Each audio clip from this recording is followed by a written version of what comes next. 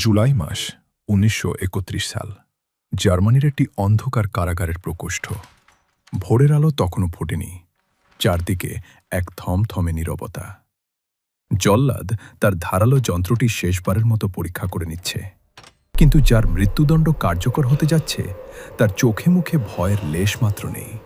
বরং এক অদ্ভুত কৌতূহল নিয়ে সে জল্লাদকে একটি প্রশ্ন করল। সে জানতে চাইল, আচ্ছা, আমার মাথাটা যখন শরীর থেকে আলাদা হয়ে যাবে তখন কি আমি আমার নিজেরই রক্ত ঝরানোর শব্দ শুনতে পাব? সেই শব্দ কি আমার কানে পৌঁছাবে? এই শীতল মস্তিষ্কের মানুষটি ছিল পিটার কার্টেন, যাকে ইতিহাস চেনে ভ্যাম্পায়ার অব ডুসেলডর্ফ নামে। ১৯২০-এর দশকের শেষের দিক।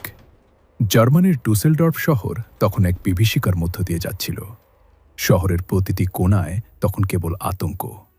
মানুষ দিনের আলো ফুরিয়ে গেলেই ঘরের দরজা জানলা শক্ত করে বন্ধ করে দিত, কারণ তারা জানত অন্ধকারে কোথাও একজন দানব অত পেতে আছে। পিটার কার্টেন কোনো সাধারণ খুনি ছিল না। তার অপরাধের ধরন ছিল অত্যন্ত বিচিত্র এবং ভয়ঙ্কর। সে কেবল মানুষকে হত্যা করেই ক্ষান্ত হতো না, বরং রক্তের লাল রং তাকে এক পৈশাচিক তৃপ্তি দিত। বলা হয়ে থাকে সে ছিল রক্তের নেশায় আসক্ত এক পিশাচ। পিটার তার শিকার নির্বাচনে কোনো বাছবিচার করত না। ছোট শিশু থেকে শুরু করে বৃদ্ধ, নারী কিংবা পুরুষ, সবাই ছিল তার লক্ষ্য।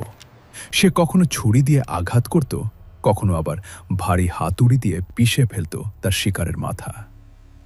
১৯২৯ সালে সেই উত্তাল সময়ে ডুসেলডর্ফ যেন এক মৃত্যুপুরীতে পরিণত হয়েছিল। প্রতিটি খুনের পর সে অত্যন্ত শান্ত মাথায় ঘটনাস্থল ত্যাগ করত। পুলিশ শত চেষ্টা করেও তার কোনো হদিশ পাচ্ছিল না। পিটারের বিশেষত্ব ছিল তার সাধারণ মানুষের ছদ্মবেশ। সে দিনের বেলায় সবার সাথে মিশে থাকত একজন সাধারণ ভদ্রলোকের মতো, আর রাত হলেই তার ভেতরের নেকড়েটা জেগে উঠত। পিটারের নিষ্ঠুরতা এতটাই চরম পর্যায়ে পৌঁছেছিল যে সে মাঝে মধ্যে মৃতদেহের সাথে এমন সব আচরণ করত যা সুস্থ মস্তিষ্কের মানুষের কল্পনার বাইরে। সে যখন কাউকে আক্রমণ করত, তার প্রধান লক্ষ্য থাকত শরীর থেকে প্রচুর রক্ত ঝরানো। সেই টকটকে লাল রক্ত দেখে সে এক ধরনের পৈশাচিক উল্লাসে মেতে উঠত। ডুসেলডর্ফ শহরের মানুষ তখন ভয়ে রাতে একা পথ চলাই বন্ধ করে দিয়েছিল। ১৯২৯ থেকে ১৯৩০ সাল পর্যন্ত সে ৯টি মানুষকে অত্যন্ত নৃশংসভাবে হত্যা করেছিল এবং আরও অসংখ্য মানুষকে গুরুতর আহত করেছিল। তার হামলার কোনো নির্দিষ্ট নিয়ম ছিল না, আর এটাই ছিল পুলিশের জন্য সবচেয়ে বড় মাথা ব্যথার কারণ। অবশেষে ১৯৩০ সালের মাঝামাঝি সময়ে তার দীর্ঘ অপরাধ জীবনের ইতি ঘটে। তার এক শিকার কোনো মতে প্রাণ বাঁচিয়ে পালিয়ে আসতে সক্ষম হয় এবং সেই নারীর দেওয়া বিবরণের সূত্র ধরেই পুলিশ পিটারের কাছাকাছি পৌঁছায়। তবে সবচেয়ে আশ্চর্যের বিষয় হল, তাকে ধরিয়ে দিতে সাহায্য করেছিলেন তার নিজের স্ত্রী। যখন তার স্ত্রী জানতে পারেন যে তার স্বামী সেই কুখ্যাত ভ্যাম্পায়ার, তখন তিনি পুলিশকে সব জানিয়ে দেন। গ্রেপ্তার হওয়ার পর পিটারের মধ্যে কোনো অনুশোচনা ছিল না, বরং আদালতে দাঁড়িয়ে সে অত্যন্ত গর্বের সাথে তার প্রতিটি খুনের পুঙ্খানুপুঙ্খ বর্ণনা দিয়েছিল। সে বিচারকদের সামনে বসে হাসি মুখে বলছিল কিভাবে সে প্রতিটি মানুষকে রক্তাক্ত করেছিল এবং সেই দৃশ্য তাকে কতটা আনন্দ দিয়েছিল। ১৯৩১ সালের ২ জুলাই তার মৃত্যুদণ্ড কার্যকর করার দিন ধার্য করা হয়।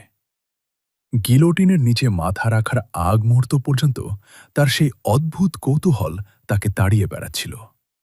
সে চেয়েছিল তার জীবনের শেষ মুহূর্তে নিজের রক্তের সেই উষ্ণ ধারা আর ঝরঝর শব্দ অনুভব করতে। পিটারের এই কাহিনী আমাদের মনে করিয়ে দেয় যে মানুষের খোলসের নিচে কখনো কখনো এমন এক অন্ধকার সত্তা লুকিয়ে থাকে যা মানুষের কল্পনাকেও হার মানায়। সে হয়তো পৃথিবী থেকে চলে গেছে, কিন্তু ডুসেলডর্ফের সেই ভ্যাম্পায়ারের নাম আজও ইতিহাসের পাতায় এক পৈশাচিক দানব হিসেবে খোদাই হয়ে আছে। তার সেই শেষ প্রশ্নটি আজও এক অমীমাংসিত রহস্যের মতো বাতাসে ভেসে বেড়ায়।